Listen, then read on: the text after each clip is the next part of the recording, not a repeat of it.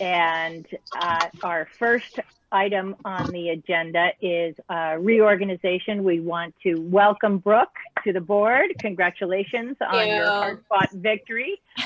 We're excited to have you. It's a fun board, and I think I hope you'll enjoy it. And then I just wanted to ask if this remains a good time for people to meet. Often when we have a new person join the board, we just either confirm or discuss if this is not a good time, and see if there's a better time for everyone to get together. Does this work for you, Brooke, generally? It does. Yep. It does? Okay. Yes. And does it continue to work for everybody else? Yes. Okay. I'll just ask a question only because there's sailing races Wednesday evening. But I can race the other 3 Wednesdays, so I guess I'll keep quiet. Well, there's only 2 more Wednesdays, right? For the rest of the summer? Oh, that's right. So is that okay? Okay. No problem. All right. Thank you, everybody. And then the last item on the reorganization discussion is the nominating committee. And I understand that Catherine O'Callaghan, because she was unable to be here, has asked Elaine to handle that. Yes. Elaine, if you will present the slate. So I will put forth a nomination for Library Trustee Chair as Catherine Harvey.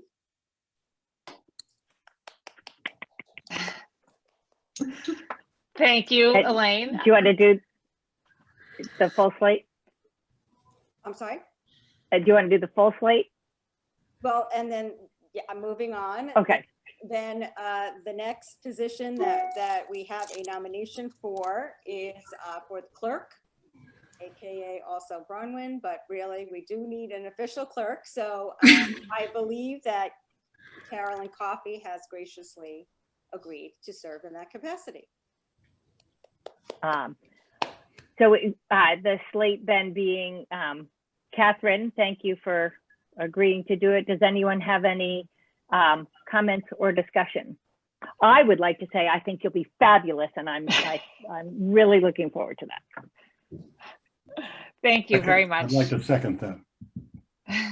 And you have our full support in any way, shape, or form that you need it.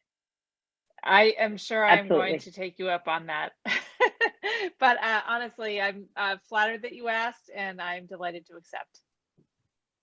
If there is no other comment, then let's do a roll call vote. Oh, we didn't do a roll call attendance. So why don't we do attendance at the same time as we do our roll call vote? Elaine Breslow. Elaine Breslow here, and that's a yes. Megan Brinzy. Megan Brinzy here, and that's a yes. Steve Brown. Steve Brown's here, and I endorse both candidates for clerk and president. Catherine Harvey. Catherine Harvey here, and I vote yes. Brooke Jewell. Jewel here, and I vote yes. And Carolyn Coffey here, and I vote yes. I now turn the reins over. Catherine, take it away. All right. Now I'm all flummoxed because of this weird view that I have, but I think that the first place we're going is to Megan for the director's report. Is that correct? Usually it's minutes, but I think we want to introduce Michael. Megan wants to introduce Michael, who's been waiting to jump in here. So let's do that first. Okay, great. Okay, I'm going to promote Michael to panelist while I introduce him. So Michael is a recent graduate of UNH. He graduated with a degree in poli-sci and a minor in film, right, Michael? Yes, or cinema. He worked at his college library at UNH the entire time he was there. And he also did an internship, I believe it was last year, it must have been the year before, with State Representative Marjorie Decker. And we're just absolutely over the moon to have him. He just knocked his interview out of the park. really intelligent questions, and we're so thrilled, and the staff is really enjoying him. So if anybody has any questions for Michael, they're welcome to ask. Or actually, Michael, do you want to say hello? Do you know how to unmute your, there you go. Thank you. Hello, everyone. It's great to meet you all. It's great to be in Cohasset and to work for the public library. I've been absolutely loving it so far. Yeah. He's been a quick study. He's picked up a lot already. I think I made a joke to Bronwyn and said that he was going to have my job in the next couple of weeks. But he's just doing an absolutely great job. Welcome. Thank you. So nice to meet you. The library is evolving and changing, and with Megan and Bronwyn's energy, it's just becoming a more and more exciting place to be. So lucky us and lucky you. Thank you. Thank you, Michael, for joining us, and welcome. We're very happy to have you here. And so I think then next we will, and feel free to stay, but don't feel as though you have to if you have something else you need to do. So next, did everybody have a chance to look at the minutes from the last meeting? Mhm. I move we Anyone? accept the minutes. Second. Second? All in favor? Aye. Aye. Aye. We don't need a roll call for that, do we? No. No. Okay. All right. So next up is Megan. Okay. Let me just share my screen. Oh, not quite done. Sorry. Oops. Okay.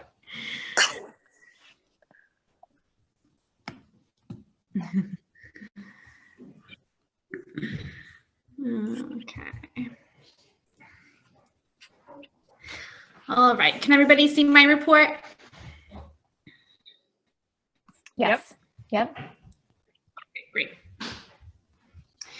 Okay, so we welcomed Michael, which we're thrilled. And I do want to mention as well, Janet's last day, physical day in the library is July 1st.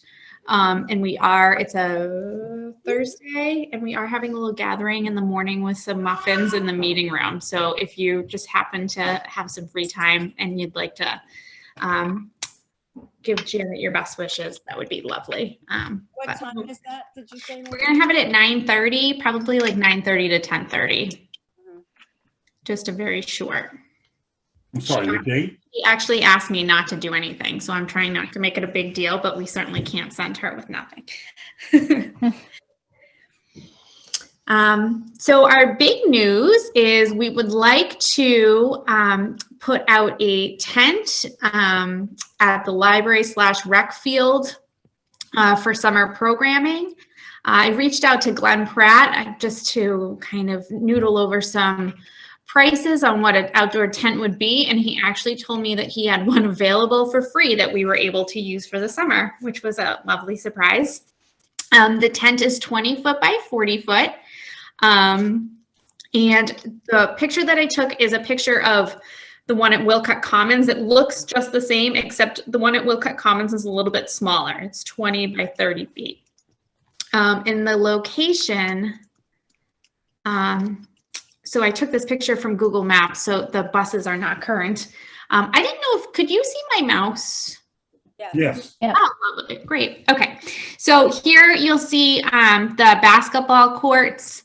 And we'd like to put the tent over in this corner a little bit facing diagonal so that it maximizes the space out here, but also when people drive by, they can see what's going on. And so the tent is 20 by 40. I worked with Glenn Pratt today to kind of walk through, and that's what we decided we thought would be the best space for the tent. And I would just like the trustees' permission to hold the programs out under the tent and to install the tent. If there's any further ideas of maybe a better spot or any other thoughts. I think it's a great idea. I move that we have the tent set up for outdoor programming. I second. All right. Do we need a roll call or can we just vote aye? I think it's Maybe ask for just some discussion. If just anyone has anything they want to add. I just have a quick question. Is it, Megan, do you anticipate that it will be up for the entire summer, or if the weather changes, does it have to be taken down, or is it strong enough to stay up? That's a great question. So if it does get very windy, the emergency management team is going to have to take it down. They had some bad experiences with some tents that were up at the school that they left up through some weather that unfortunately didn't make it. But they will manage that for us this year. But if we decide to go forward with the tent next year, we would have to ask facilities to help us out with managing it a little bit. But this year, they're happy to manage it for us. And make sure that it comes down during weather when they think there might be a weather issue. And we will have it for the entire summer. So it'll cover all of our summer reading programs. And we'll also be able to have our book clubs underneath there and story times and things like that as well, as we're just coordinating with camp a little bit. But if it's available, we'll be using it for our other programs as well, not just the big ones on Tuesdays. Great. Good. Sounds good. Anything else? Questions? All right. Shall we vote then? Sure. It feels so awkward because I can't see anything except Megan's screen. Do you want me to unshare? No, that's okay, because even then I can only see one person at a time. Okay, so sorry, we can do just a voice vote? I second that we accept the tent location and as Megan proposes. All in favor? Aye. Aye. Opposed? All right, motion carries that we will allow the tent to go up in the specified location. Yay, great, thank you. All right, great. And I believe it can go up as soon as this weekend. So I will let them know that we're ready. Okay, great. Fantastic. So the next thing I just wanted to update you on is we are continuing with our inventory project. We talked about it either last month or a month ago, or last month or 2 months ago, excuse me. And it's moving right along. We're finding a lot of cataloging mistakes, and we're finding a lot of misplaced barcodes and things that were marked as missing. So when we first started this project, we knew it was going to be quite tedious, but we've kind of, as a staff, agreed that this was really a great idea to do, and that we are finding a lot of things that need to be fixed. So it's not quite as monotonous as we thought it was going to be. And I think this will really improve our circulation as well. So we will have this done by the end of the summer. We will continue to be closed on Mondays, and the MBLC allows us to do that through Labor Day. But once Labor Day hits, we have to go back to our regular hours, and kind of things need to go back to pre-COVID. There's a lot of libraries that are, dragging their heels a little bit when it comes to opening. So they kind of put a final line down that all your services need to be back in some aspect by Labor Day. Bridget has been working very hard on trying to figure out our wireless printing situation. We do have a meeting tomorrow with one of our vendors. So right now we're using PaperCut, which is a program that releases the print jobs to our public patron printer once a payment is made. So right now this was a setup that was done right before COVID hit. And patrons can come in, they send their print job to our print release station. They put in their money into the coin box and release the job, and it goes to the copy machine. And what we're looking for is a wireless printing, scanning solution that will also work with the solution that we have right now. So she has gone to Weymouth Public Library, who just implemented something very similar, and talked to some of the librarians there. She called down to Plymouth as well, who have a similar setup. So we're going to just start working with Ron Menard, who's the director of IT, and he's going to sit in on some meetings with us to see if we can get this service going. It seems like, you know, when we set up wireless printing at home, it's so easy. And unfortunately, because of privacy and cybersecurity, it's a lot more difficult in a public space to set up the wireless printing. But I think we're on our way, and there are some solutions. So that's something that's on our list for this month, the next couple months. Megan, do we have a contract with the printing company? So we are on the town's contract. So we do. It's Conic Minolta is who the town contracted with for, you know, the schools, the library, town hall. We're all under the same umbrella. And as long as we stick with them, we can change out machines and stuff like that? Right. Gotcha. So this wouldn't really be changing out any type of machine. It's really like a cloud-based software. So what would happen is the patron sends their print job to essentially the cloud, and it's released from there to our copy machine rather than going to our physical print release coin op. So the fun part about this is it's something that you could do at home. So if you know you're going to the library, you can actually send your job to the library's printer cloud, if you will. And then once you get there, you can release it and it will print right out. So it's, you know, it's nice. And if, you know, if fingers crossed, we ever get into a pandemic-like situation again, we would be able to offer wireless printing, no problem. So it could be in addition to our curbside service, but it's also just nice to have when we're operating normally as well. It's Sarah, I think I don't. Not yet. Okay, very different this time to get home. Open meeting law. So this actually isn't relevant anymore, so I'm sorry. It was relevant last week. So I'm going to just skip over that into a deeper discussion of the hold shelf. So our hold shelf was originally, as you all remember, where we have this library of things. When we opened during the pandemic, we thought it was best to put the holds as close to the door as we possibly could, the front door, just so people could, you know, grab their things, use the self-checkout, or come to our CERC desk, which is down this way, and out they go. So just limit their time in the library. And but we do realize that it's not visually pleasing. We also had some sort of furniture that was supposed to go in that space. And now that we're kind of reopening to normalcy, I just wanted to have a discussion on where these, where the hold shelf could go. So the staff and I had a conversation, and we came up with a few ideas.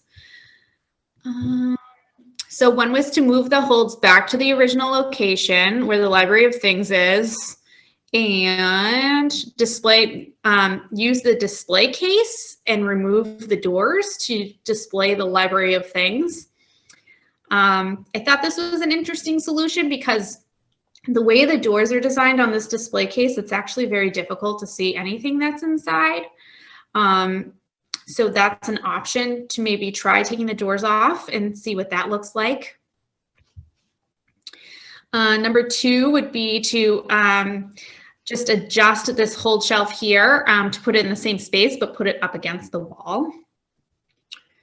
To put the holes in the display alcove in the front entrance, which is right here. Can you move your mouse? Yeah. Okay. Right here is this alcove. And then the last one, put the hold shelf where the self-checkout is and move the checkout to the alcove or another location. So the self-checkout is right here next to the display case, and then putting that self-checkout possibly in this alcove. These were just our discussions and our thoughts, but we're, you know, open to other ideas. And I don't have a strong opinion about any of it. I think all of them have a nice solution to display for both collections. Well, I just want to pipe up that Megan and I talked about this a little bit when I was in last week. And personally, I'm sort of in favor of taking the doors off the display case and using that maybe for the library things, or just generally taking the doors off, only because, as Megan says, the doors are such that it sort of obscures your view of what's inside. But if we were going to put the library of things in there, one idea we talked about was, rather than actually having the items themselves, that we would maybe do you know, like a flyer for each thing that that would have a photo of the item, and then maybe like in a, you know, what's the word I'm looking for, one of those sort of lucite, you know, display that, you know, holds up the flyer, and then patrons could either use that with a QR code to check out the item, or bring it to the circ desk and get it checked out or whatever, rather than having the items themselves that might have a cleaner presentation. And then the only other thing that we didn't discuss with that idea, Megan, was what we would do with the Friends display. And for me, it seems like the alcove would be a better, you could maybe use the alcove for the Friends display, and, you know, plus, I mean, you might be able to fit something else in there, not entirely devoted to the Friends display, rather than doing the self-checkout there, only because, as you and I talked about too, having the self-checkout in that alcove kind of impedes the traffic coming and going from the front door. But I am in favor of getting the holds out of the area where they are and getting the furniture back in there, because not only because we chose it specifically for that space, but, you know, that was sort of meant to be a place for sitting or reading or waiting or meeting or whatever we had envisioned. So that's my 2 cents. So what does everybody else have? Any thoughts? Am I on mute? No. If you take the doors off, what's at the bottom of the display cabinet? Does the door go all the way to the bottom? Separate doors in the cabinet. Right, so the bottom doors would stay on. So that would still be closed storage. It would just be the glass, and, you know, the doors in front of the shelves. And wouldn't there be hinges left, or holes in the wood where the hinges were? Wouldn't it look like we took the doors off? Possibly. I don't know. Megan, did you investigate that aspect of it? So the hinges are connected to the inside of the display case. So like the inside on the sides. Does that make sense? Am I making sense? So you would see holes if you kind of like stuck your head in there. But I don't think if you were just front facing, it would be like a blaring detail that you would notice. You would kind of have to stick your head in to see the holes. I mean, you could fill the holes, and it would be apparent if you had a detailed examination, but it would certainly keep it from being something that caught people's attention. So would you then, if you went to the method of having, let's say, a frame or some you know, the QWERTY code and or a picture of the item, would you then have enough room in those cabinets to house the things, or where would the things go? So we could just put the things, we have some cubbies, if you will, behind the desk. But the way that they're faced, it's great for storage, but it's not great for display. So to use the display case and then have the cubbies used as storage would work. I like the idea of I think having the things is great, but they look like clutter. They don't display well. So I like the idea of getting them around the corner and doing something different. One thought might be, instead of big flyers, because that might get crowded, you know, if we did index cards and laminated them or something, that might do the trick. And then we could I do like the idea of putting the holds back where they were, so that we can put the furniture in. The whole idea was to have that circulating area be a circulating area for people, rather than the books. My only comment on that is, wouldn't things look more interesting than printed material? Well, maybe we can scatter a few things in there if they look nice and don't take up too much room. Yeah. Um, I mean, I So that just they're see this, eye-catching? all this white stuff with all this print on it, and I probably wouldn't even stop and read it. But if I saw a thing there, maybe I'd think, I'd like to try that.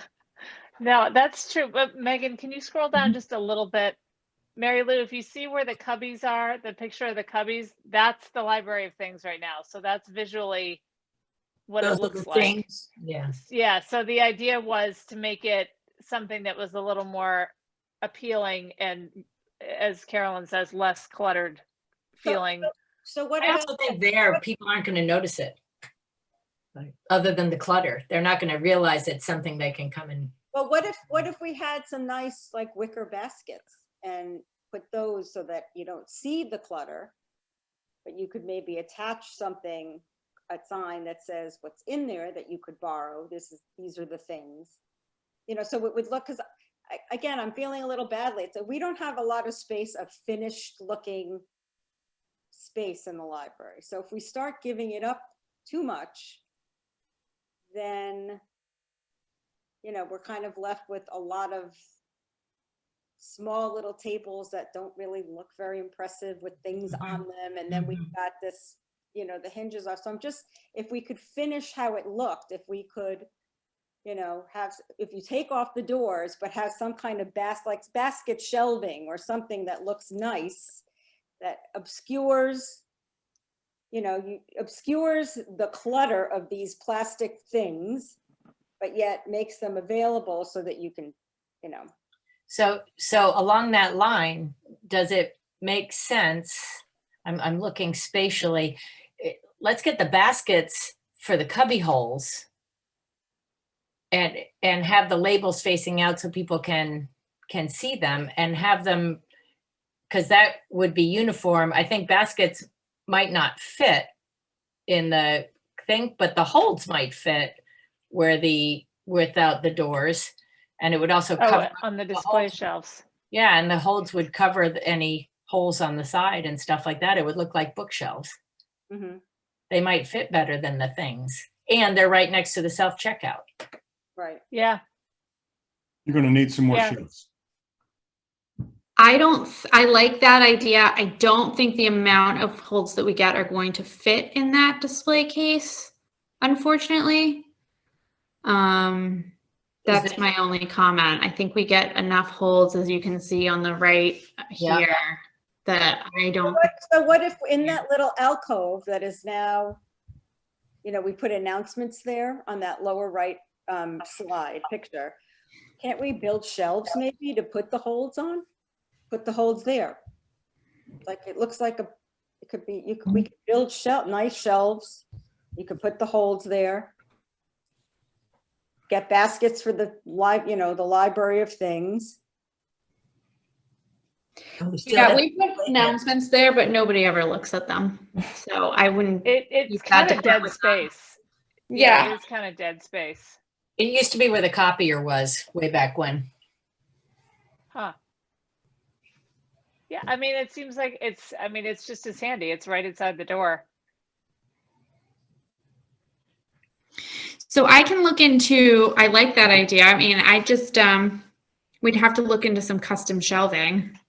Unless we're lucky enough that those metal shelves kind of squeak in there, but I don't know if we're that lucky.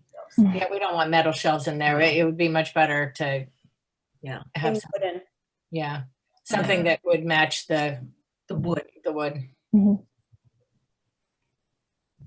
Well, we could also measure. I mean, I'm just thinking like if we got nice pieces of wood, how hard would it be for facilities to build or get a carpenter to, throw those up, or measure the height? There's a light there too. So, leaving some space, wouldn't have to go all the way up. Sometimes they're, you know, Wayfair and places like that have inexpensive bookshelves that can fit in there, you know, wooden bookshelves that might fit.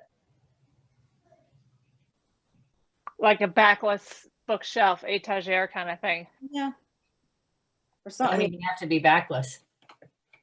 Well, it wouldn't have to be, but it might be more accessible.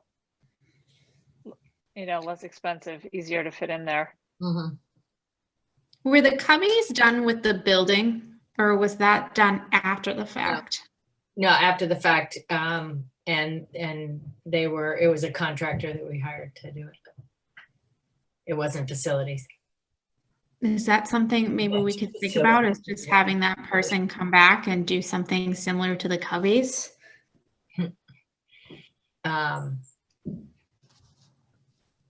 Yeah, the trick would be finding someone who's available now, because it's because the building supply is so tight and absurdly expensive. Expensive too. Yeah. Lumber prices are coming down though. We read that in the paper this morning. Well, well, Megan, I have a question. Can you scroll back up to where the holds are now? Okay, so obviously that's way too big to fit into that space as a temporary measure. Do they slide in, or is it fixed, the width of that shelf, that shelving? So library shelving is always actually 3 feet. So we have 2. So we have a 6-foot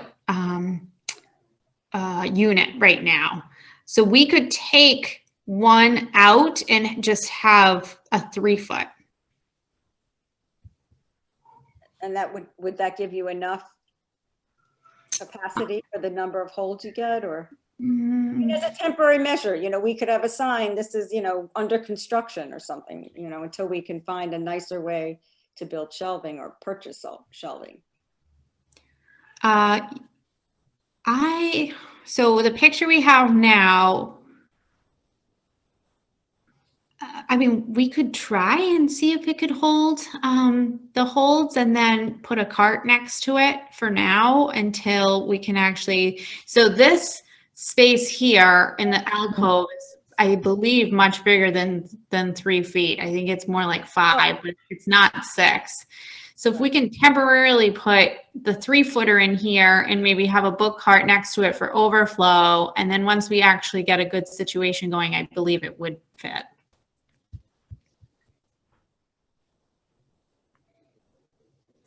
If the paper there is 8.5 inches wide, it looks like there's room for 1, 2, 3, 4, 5.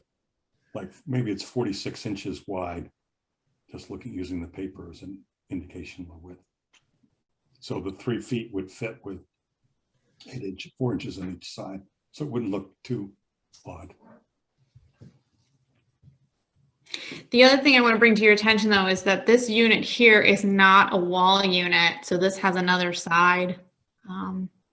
We don't have any wall units, which is kind of the original plan, was to have this against the wall. But then we discovered we didn't have any wall units. So that's when it started. Would it stick out too far? I can measure tomorrow.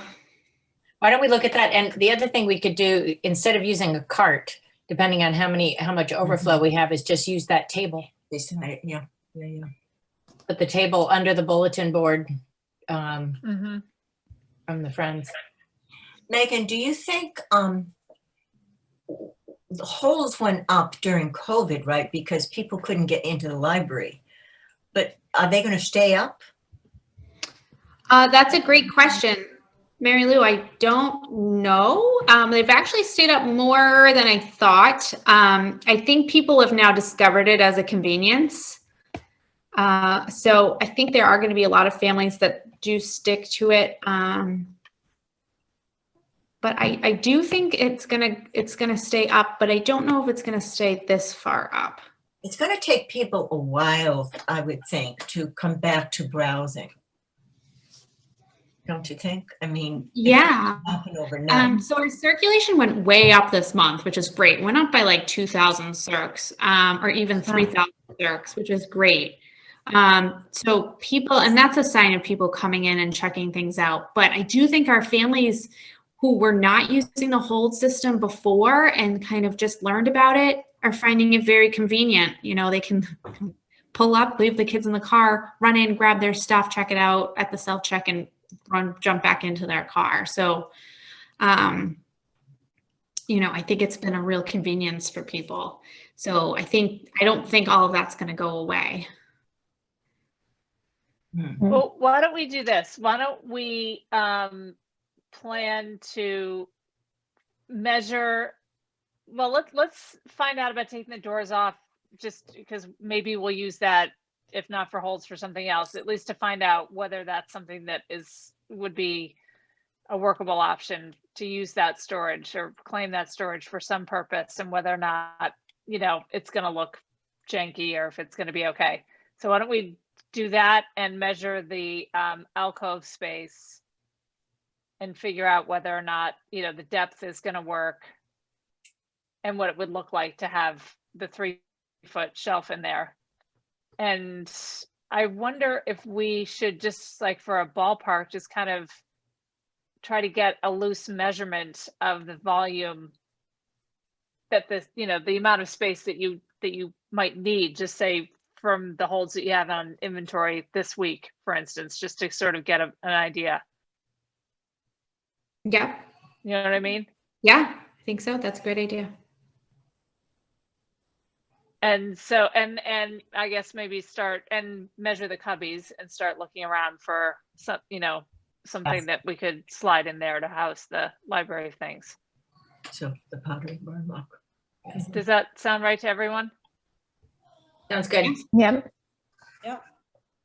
Megan, are more people using the library of things? Are they borrowing it? Or is it just kind of, you know, how popular or unpopular has it been? So I do have to say it's now more popular because of its location. Before, if you remember, it was on the lower shelves right before our reference collection. So they were really super hidden. There are some items that are more popular than others. Down here, it's kind of hard to see, but these are little robots. We have like children's robots. It's helps kids learn to code. Actually, those are very, very popular.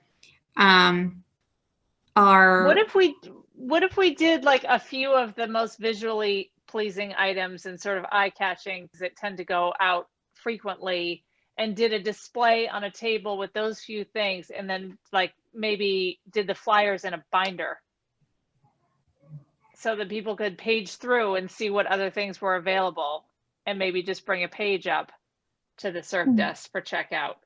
Maybe we could reduce the footprint. Yeah, Hingham has dozens of jigsaw puzzles that they make available for checking out, and they have a binder with pictures, you know, a picture for each one of them, and you just bring it up to the checkout desk. I thought that was brilliant. Yeah, if we have a couple of things that catch the eye so that people, and, you know, a display that, you know, announces the library of things, and then a few things that interest people. And then obviously if those things go out, then you put something else there or whatever, and then just a binder for everything else. Yeah, we could do that. I mean, maybe that could actually go in the alcove on that table, and the bulletin board could be repurposed to have a display to, you know, draw people to the library of things. Yep.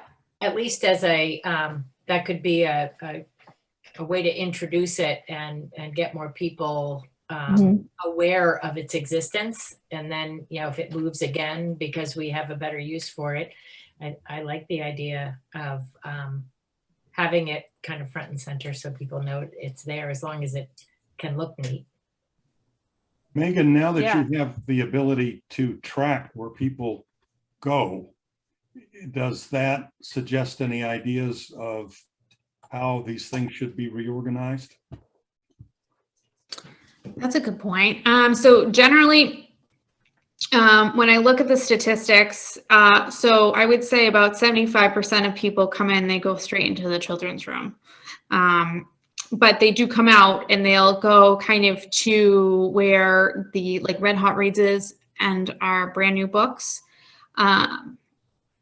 So they kind of circle that area and then they check out and leave. So it is that main kind of welcome where the desk is area where it's a great place to display anything because that's where people go. They certainly don't tend to go towards the back of the library unless they're planning to stay and do some studying in the periodical area. Pardon my ignorance, but is there a suggestion box or how do you collect ongoing suggestions from patrons? So we do have like a book suggestion form, but we do not have an ongoing program suggestion or anything like that. I do believe there was a form on the website at one point. I actually haven't checked to see if it's still there since we've moved things around, but no, we don't have a suggestion box. I mean, I'm not suggesting a suggestion box. I'm suggesting that we think a little more about how we can identify emerging needs of the population and how that might help us decide relative allocation of space. That's not relevant to the discussion right now, but it raises the issue that we want to ultimately be meeting the needs of the public, and we need a way to make sure that we are collecting information and letting them know that we're interested in their ideas. And so you're putting in that tracking system is wonderful, plus your staff and you watching what happens. I think too, Steve, when we start thinking about doing the strategic plan moving forward, I think it's due in like this next coming July. So not this July, but next July. You know, we'll need help putting together a survey that'll collect a lot of that information, at least just for the strategic plan. So stay tuned. I don't think it's happening in the next couple months, but something that I'm looking forward to working on.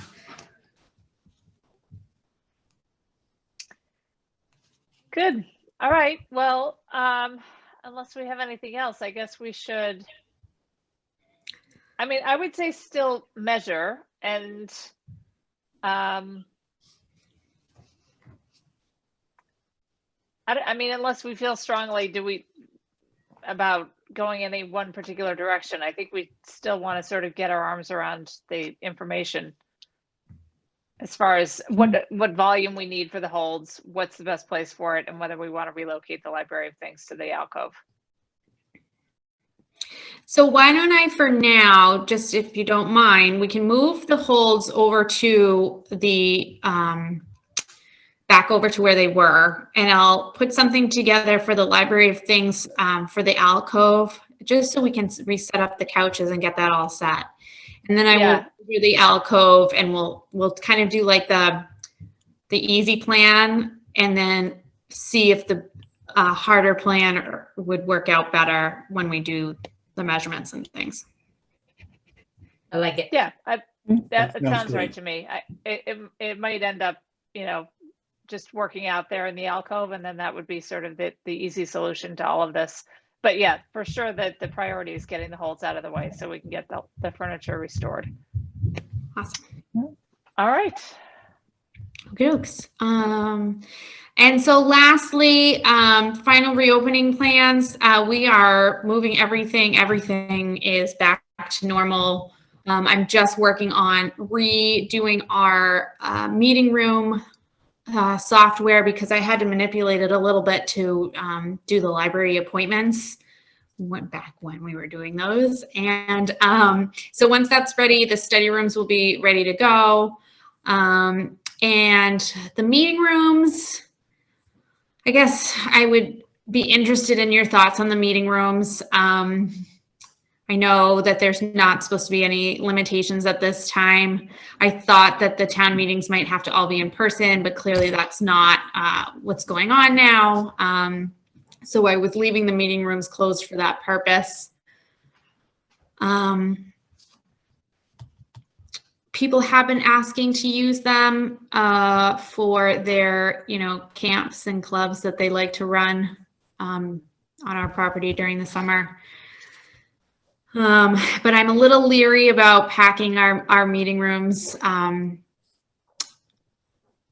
I don't know what your thoughts might be. I would actually prefer to not pack our meeting rooms, but I guess there's no order in place that says that we can't have a meeting in our rooms.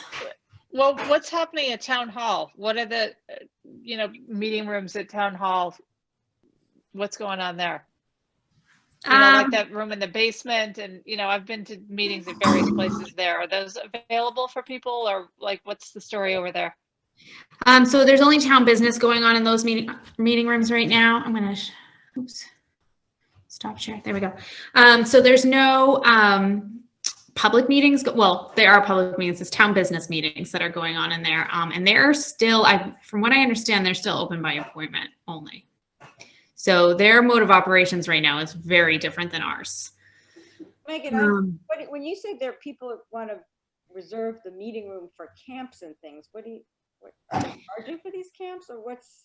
Well, this is that ongoing thing that we're always talking about of people making money on our premises. But this is like, I thought we had kind of put that to rest with the change in policy. Well, we're still allowing it as a service.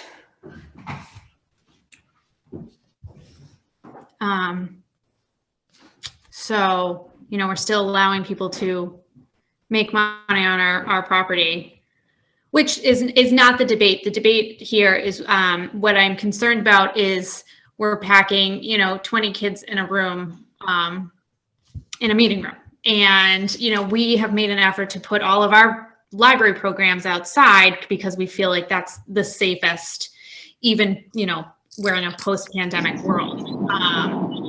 So I'm having a little bit of trouble with, we're making sure that all of our programs are outside and then allowing outside groups to have large programs in our meeting room. My personal opinion is I would like to wait till Labor Day to allow non-town related, non-library related groups be meeting in our larger meeting rooms. I would support that because the Delta variant is projected to be here in the fall. And we know that children are have the lowest percentage of vaccinations. I'm sure everyone's so excited about being out, I'm sure we're not being as careful as we will need to be.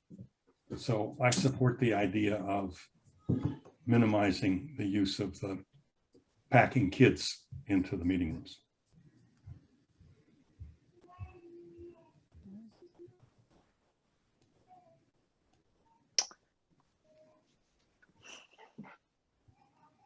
It's kind of a tough one. What if we, I feel like we should open the meeting rooms, but can we just put capacity constraints on them?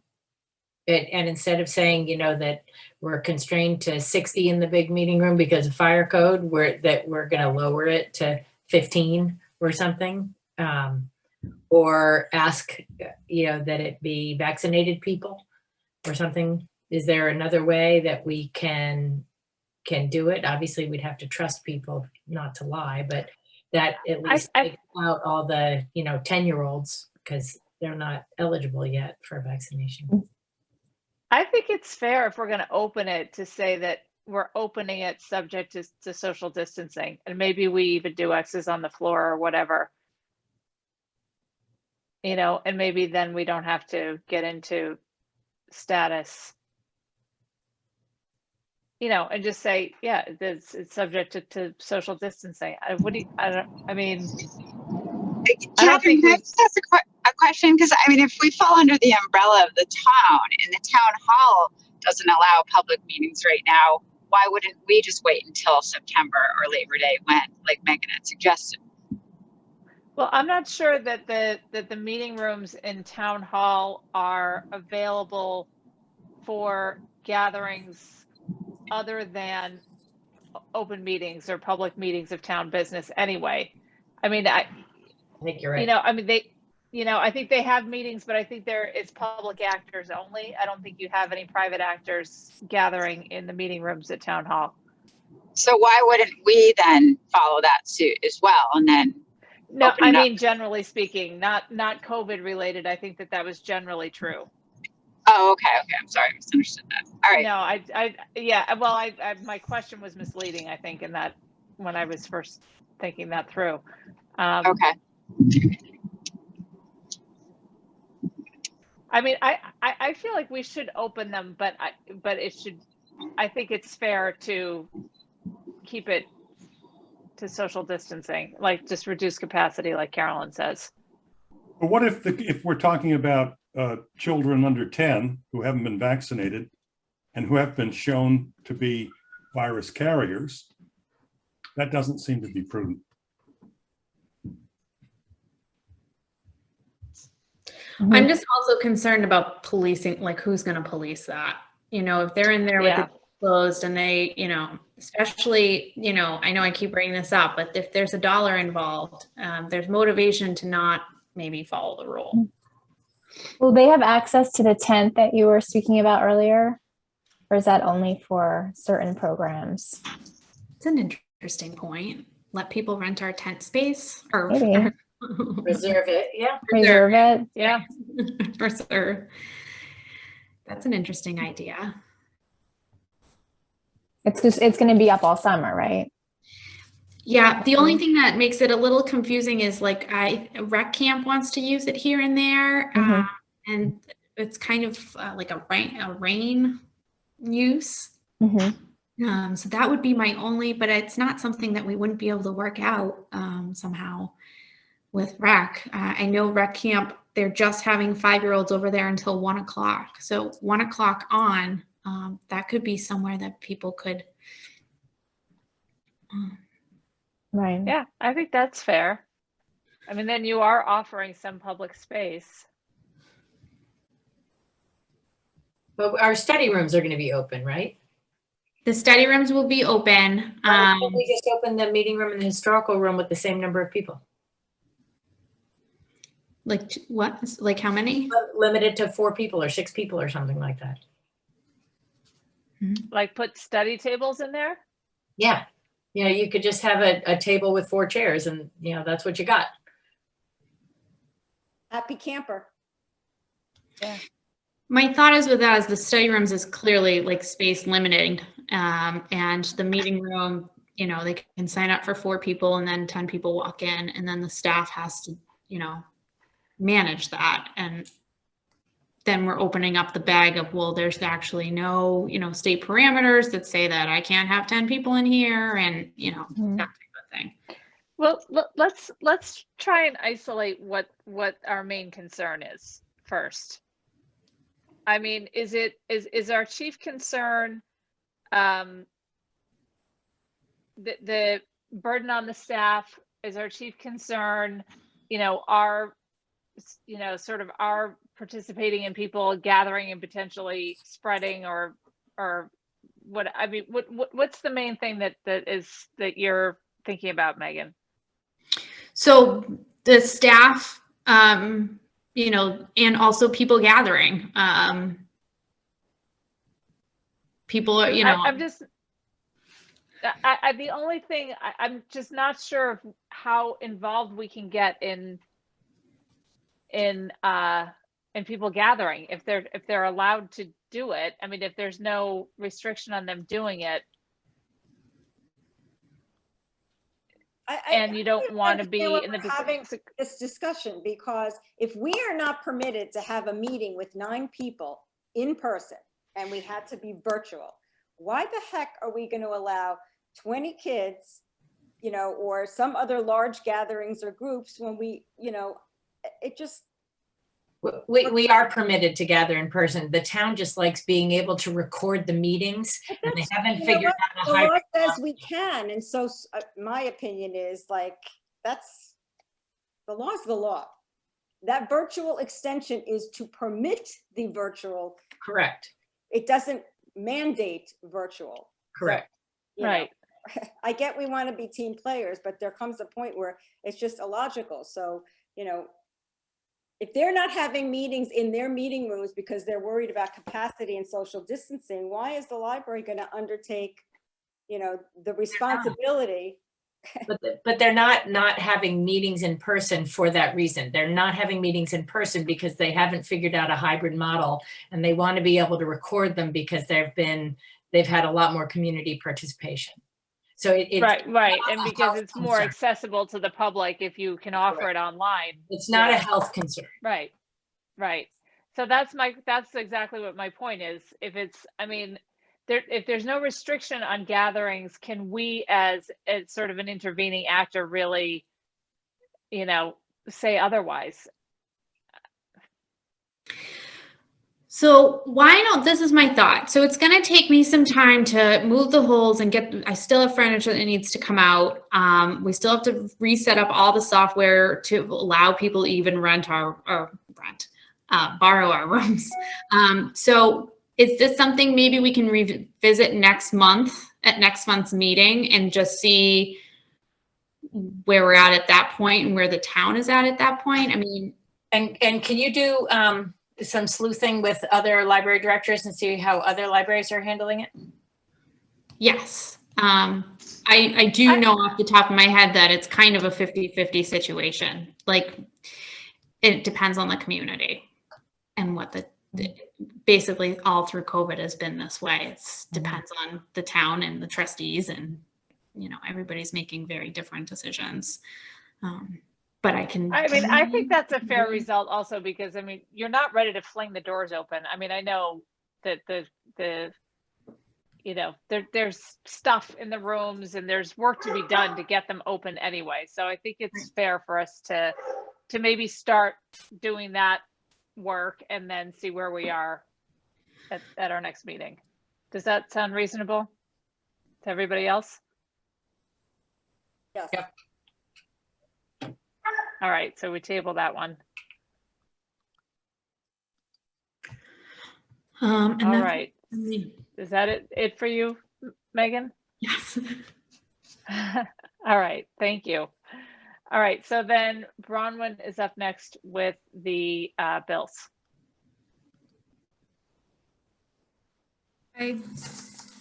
Okay, I got distracted with all that discussion and forgot what I was going to bring up.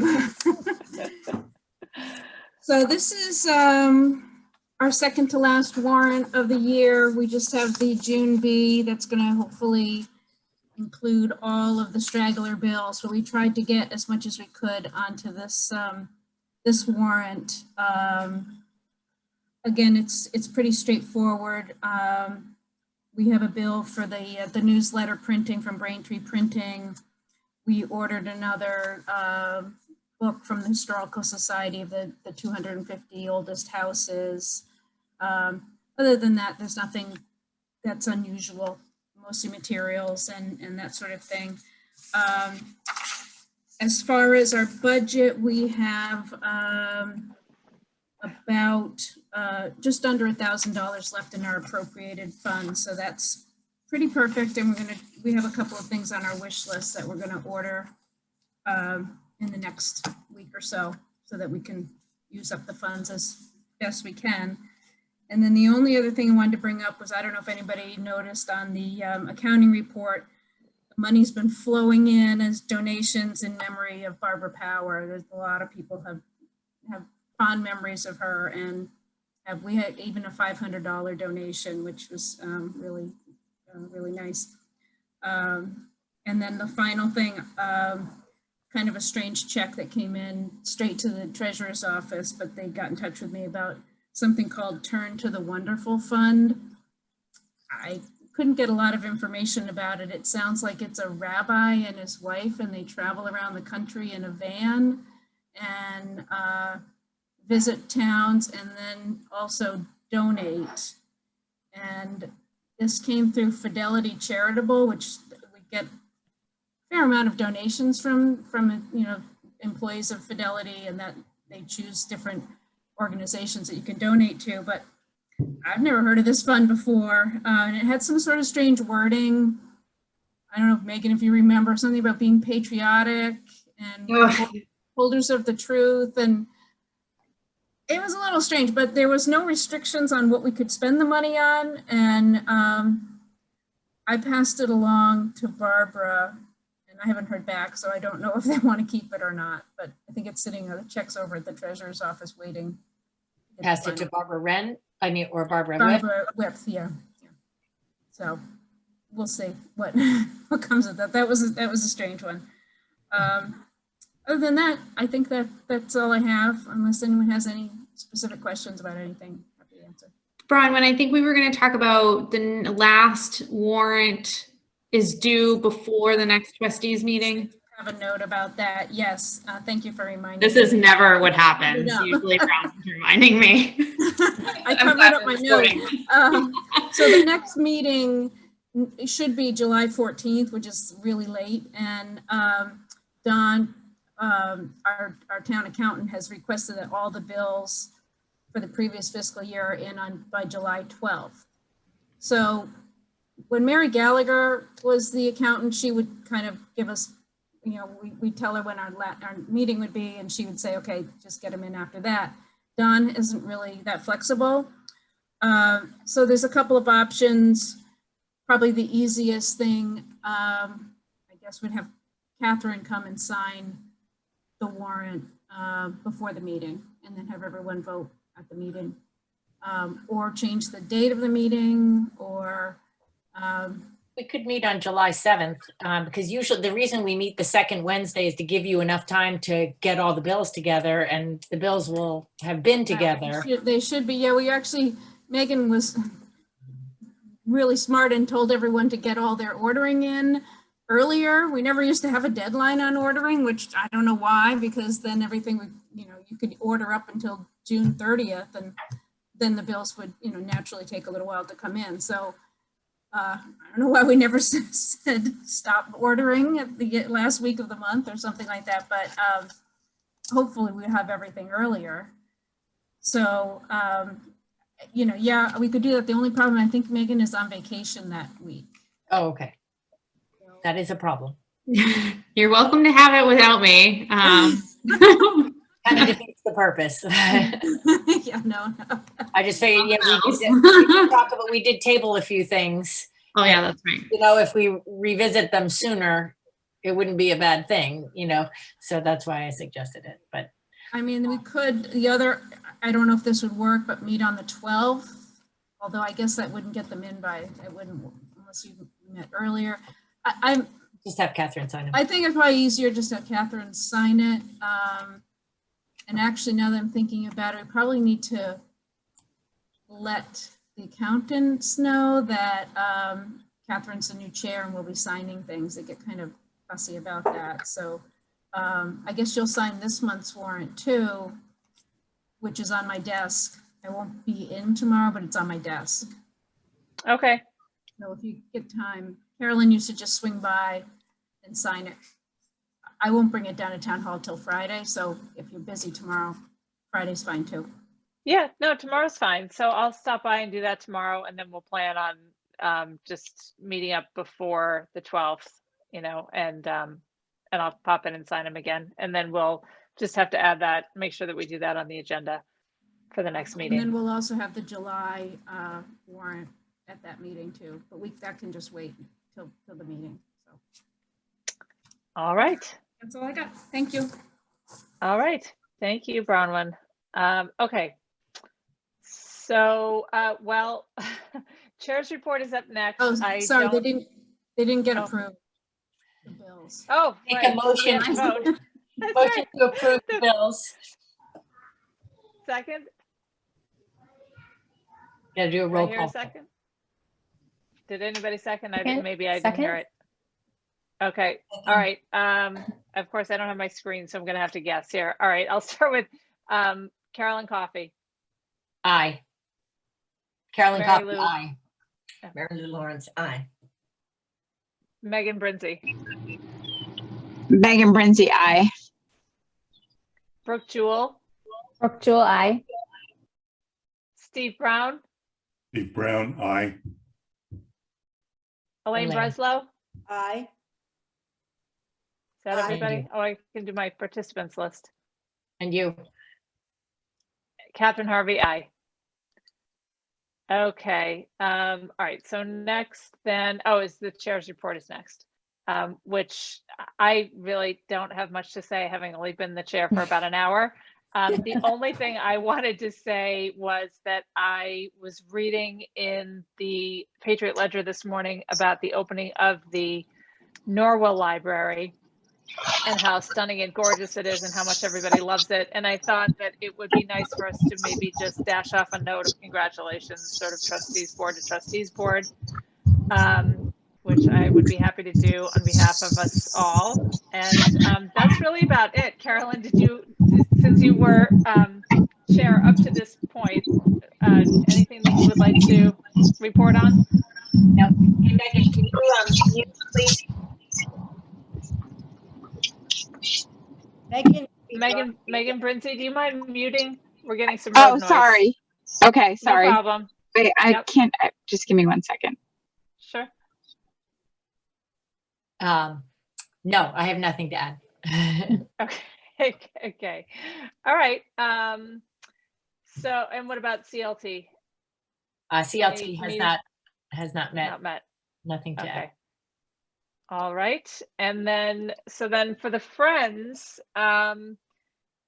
we met and we have actually collected about another $1,000 on the annual appeal, and we collected $171 in the book sale. So we actually ended up, I think, between 20 and 25 on the annual appeal. So it was actually a great year, and we have a little bit of surplus. So we are thinking about what we might do with that. I think maybe sort of end of summer going into the fall, maybe we'll have a decision of, something, a nice program, or maybe even some physical item, something that we could do with a little bit of the surplus, since we obviously didn't have any programming during COVID.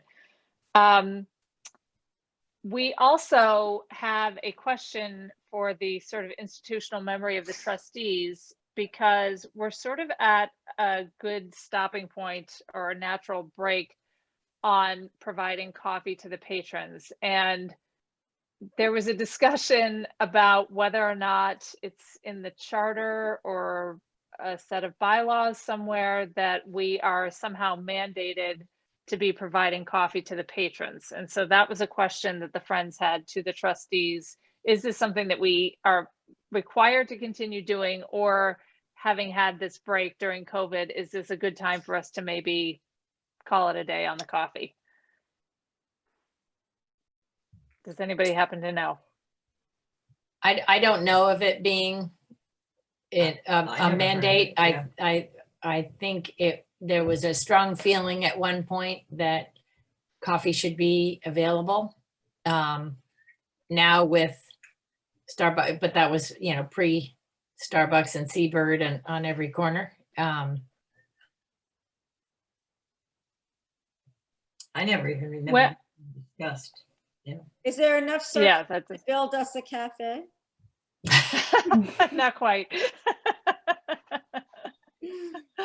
No. Actually, not seriously, quite. we had talked about having, offering the different coffee providers in town an opportunity to try out bringing some coffee and some sweets for some of our events. Might help create more interest. I mean, in conjunction with programming, I can see that, if we were going to be providing refreshments, having a table, and having Seabird, cater or whatever. I love the idea in that setting. It's that it's providing to the patrons in the community room that is kind of burdensome, because it just ends up being a whole set of jobs that need to be undertaken and managed, and and it has been very generously donated this whole time. Mr. Wariski has always provided that, but it's management. There's a whole thing to it. And so having not had it this whole time and having this natural break, it seems like now might be a good time to just say, we don't do that anymore. And maybe people won't even notice.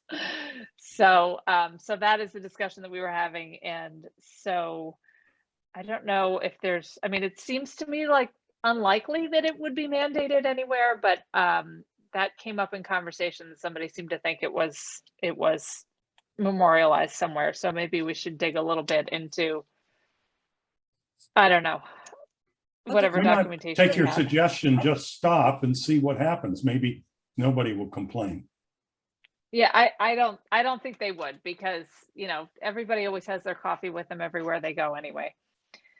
All right, so that was mainly at that, and we're going to go ahead and put the bin out. We're going to get the bin from Bay State Books and get that started. And one of the, just to sort of kick us off, we received an incredibly generous donation of books from an estate in Hingham. It was a friend of Carolyn's who offered it to the friends, and it ended up being 14 moving boxes full of hardcover books in very good condition, more than we can handle in the book sale, and honestly a lot of the same kind of material that we already had. So that is going to go to Bay State Books, and that will turn into some nice revenue coming into the Friends for programming.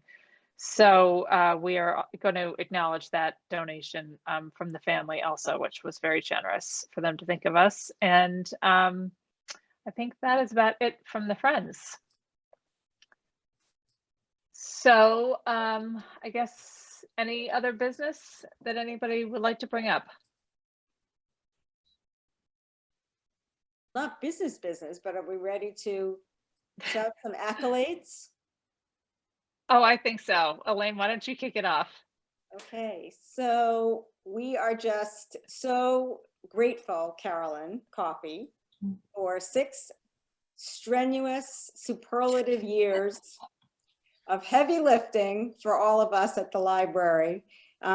You've always made us all feel included and important to the endeavor, and we really feel so lucky. We also understand that you need to have a little bit of a breather, and we have full confidence, of course, in Catherine. So because of our government, there have been several things that have been in the works. So one was we were going to meet in person. Now, I poured myself a glass of Prosecco.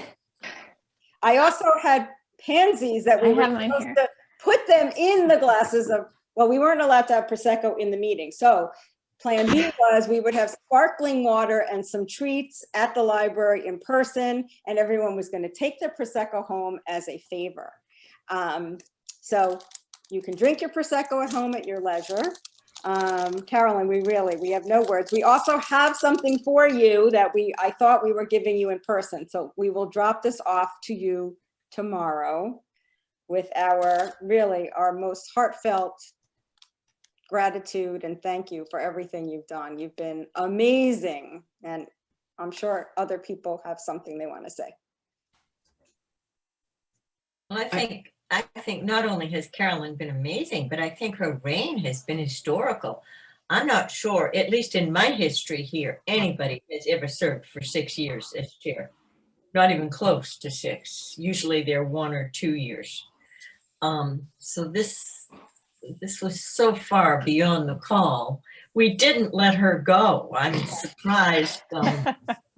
She really had to stamp her feet a few times. It took her 3 years, I think, to exit, but big thank you, huge thank you. Oh, it was a pleasure. You know, it's a great group of people. You guys, you know, it was not heavy lifting because you all are such team players and you know, made it work. So it's a great group, and I'm pleased to be a part of it. So thank you very much. I appreciate it. Well, thank you, Carolyn, and here's to your well-deserved breather. And they're very big shoes to fill. And thanks so much. Thank you. Cheers. All right. Well, with that, I guess we will adjourn the meeting. We have to have a motion for that? Motion to adjourn. Seconded? Second. All right. We are adjourned. Thanks Aye. very much, everybody. All in favor, yes. I'm gonna get. I'll have it down sometime. Probably not next meeting, but at some point I'll get it down.